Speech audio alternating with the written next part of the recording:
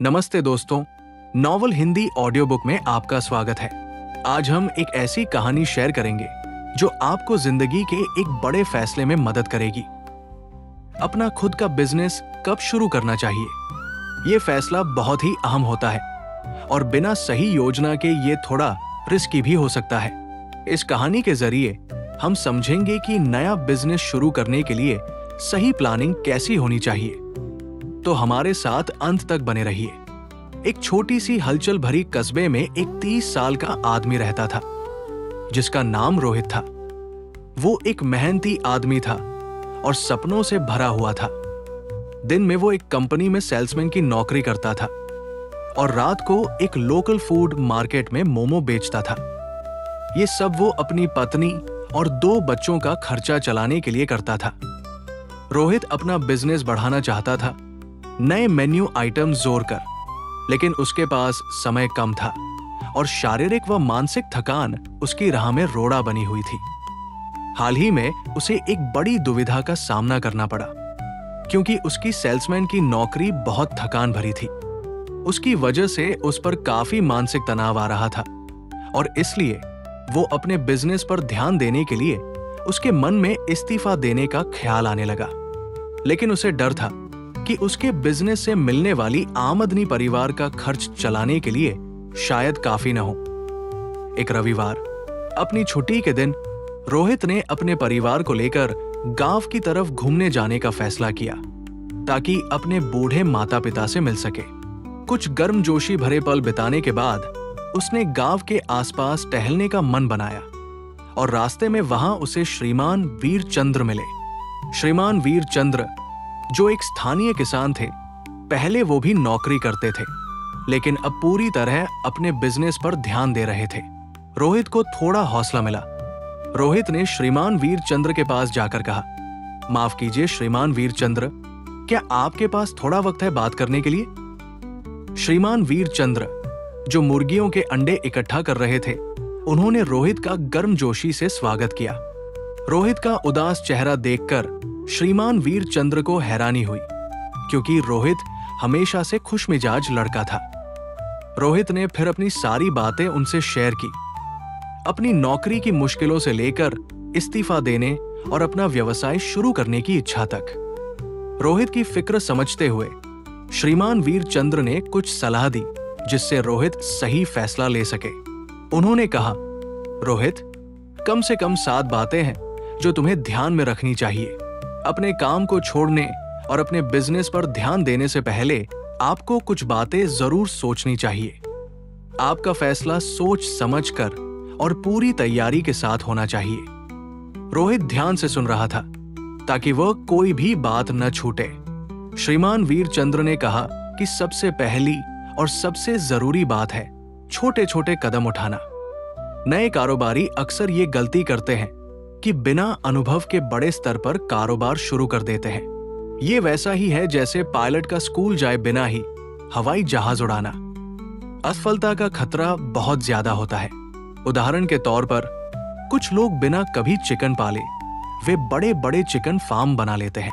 Chicken के सैकड़ों item stock में रखो लेकिन उसमें से एक भी ना बिक पाना, या बिना छोटे छोटे सेल्स टेस्ट किए भारी निवेश करके कैफे खोलना। ये सब आपने शहर में ऐसे बिजनेस देखे होंगे जो 1 साल के अंदर ही फेल हो जाते हैं, चाहे उनका शुरुआत कितना भी बड़ा क्यों न हो। रोहित ने हामी भरी और पूछा, तो मैं क्या करूं श्रीमान वीरचंद्र? श्रीमान वीरचंद्र ने जवाब दिया, शुरुआत में छोटे से शुरू करना बेहतर होता है, जैसे सीढ़ियां चढ़नी होती है। थोड़ी छोटी इन्वेस्टमेंट से शुरू करो ताकि रिस्क कम रहे। पहले एक सामान बेचने की कोशिश करो, यदि एक बिक जाए तो 3 बेचने की कोशिश करो। 3 में कामयाब हो जाओ तो 10 की सोचो और इसी तरह धीरे धीरे आगे बढ़ो। इससे सिर्फ आपकी आमदनी नहीं बढ़ेगी बल्कि आपका तजुर्बा भी बढ़ेगा। ये पहली सलाह ही रोहित की आंखें खोलने के लिए काफी थी।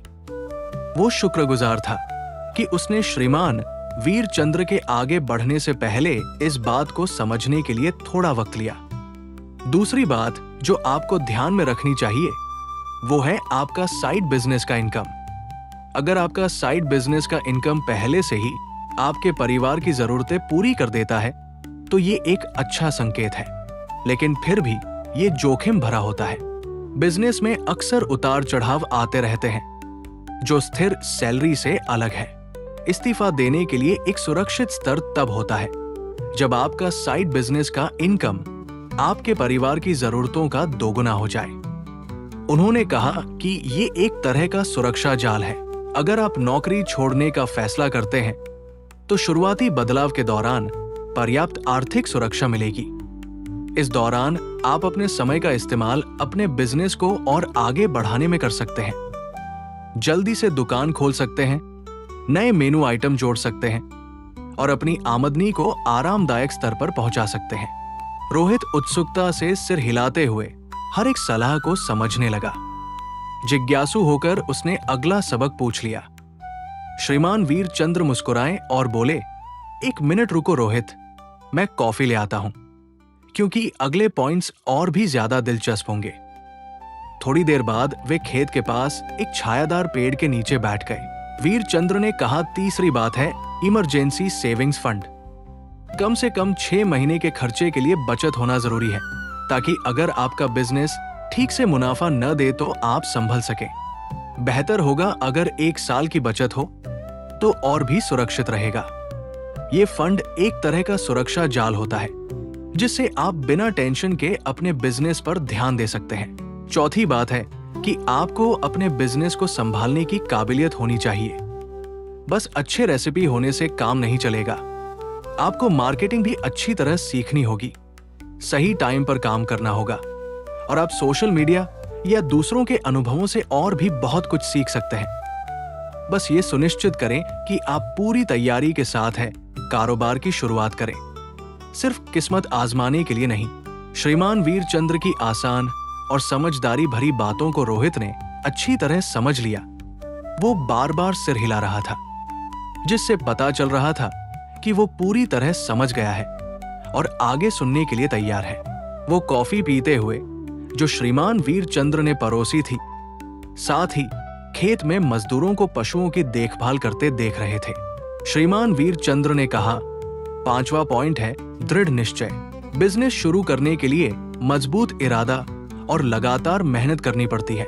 आपको हर चुनौती का सामना करने के लिए तैयार रहना होगा, जैसे कि तेज मुकाबला, उतार चढ़ाव वाली सेल्स और ऑपरेशनल दिक्कतें। छठा पॉइंट है आपके साइड बिजनेस की स्थिरता। ये पक्का करें कि आपका बिजनेस कम से कम पिछले 3 महीने से स्टेबल हो। 6 महीने से हो तो और भी बेहतर है। स्थिरता ये दिखाती है कि ये मुख्य आमदनी का जरिया बनने लायक है। स्थिरता हासिल किए बिना नौकरी छोड़ना बहुत जोखिम भरा हो सकता है। आखिरी में श्रीमान वीरचंद्र ने 7वां पॉइंट बताया, जोखिमों को समझना। अपने मार्केट, कंपटीशन और संभावित चुनौतियों के बारे में जानें। जोखिम समझकर आप बेहतर योजना बना सकते हैं, जैसे कि हानियों को कम करने और मुनाफा बढ़ाने की स्ट्रेटेजीज। तो रोहित, क्या तुम इस्तीफा देने के लिए तैयार हो? रोहित ने कुछ वक्त सोचने के बाद आत्मविश्वास से जवाब दिया, श्रीमान वीरचंद्र, आपने जो 7 बातें समझाई हैं, उन्हें मैं ध्यान से सोचूंगा। अभी मैं फैसला नहीं कर पा रहा हूं। श्रीमान वीरचंद्र मुस्कुराए, रोहित के सोच, समझ और जवाब से खुश होकर, क्योंकि उन्हें पता था कि रोहित ने उनकी सलाह को दिल से समझा है। उस शाम रोहित ने श्रीमान वीरचंद्र का दिल से धन्यवाद किया और वादा किया कि वो आज सीखे गए सबक को अपनाएगा। हम रोहित की कहानी से जिंदगी के अहम सबक सीखते हैं और पता चलता है कि कैसे जब कोई बड़ा बदलाव सोचो तो बेहतर फैसले लेना जरूरी होता है। याद रखो, कारोबार करना मजेदार हो सकता है अगर तुम रोजाना दिमाग से सोचो और प्लान बनाकर उस पर अमल करो तो चलते रहो, सुनते रहो, सीखते रहो और बढ़ते रहो। इस कहानी ने तुम्हें कैसे प्रेरित किया, कमेंट में बताना मत भूलना। लाइक करना और शेयर भी करना भी मत भूलना। धन्यवाद देखने के लिए और मिलते हैं अगली कहानी में, जहां हम साथ में सीखते रहेंगे।